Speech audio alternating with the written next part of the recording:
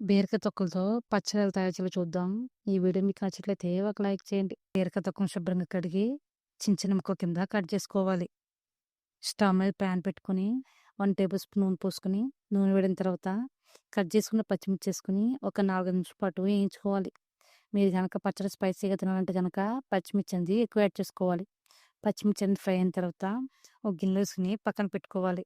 అదే ప్యాన్‌లోకి మనం కట్ చేసుకున్న బీరకాయ తొక్కలు, పావు టీ స్పూన్ జీలకర్ర, 4, 5 ఉల్లిపాయలు వేసుకొని బీరకాయ తొక్కలు పచ్చి వాసన పోయేంత వరకు కనీసం 4, 5 నిమిషాల పాటు స్టవ్‌ని మీడియం మీద సిమ్‌లో పెట్టుకొని కంటిన్యూస్‌గా కలుపుతూ వేయించుకోవాలి. అప్పుడే బీరకాయ తొక్కల పచ్చడి అనేది టేస్ట్ అనేది బావుంటుంది.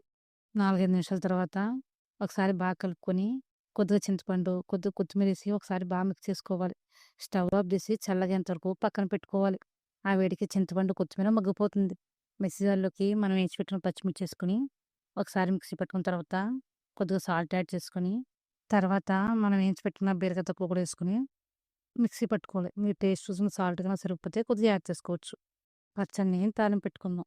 స్టవ్ మీద ప్యాన్ పెట్టుకొని 1 టేబుల్ స్పూన్ నూనె పోసుకొని, నూనె వేడిన తర్వాత ఆవాలు, జీలకర్ర, పచ్చిశనగపప్పు, ఎండుమిర్చి, కరివేపాకు, కొంచెం ఇంగువ ఇవన్నీ వేసుకొని ఒక 2 నిమిషాల పాటు వేయించుకోవాలి. ఇవి ఫ్రై అయిన తర్వాత మనం మిక్సీ పట్టుకున్న పచ్చడిలో వేసుకొని ఒకసారి బాగా కలుపుకోవాలి.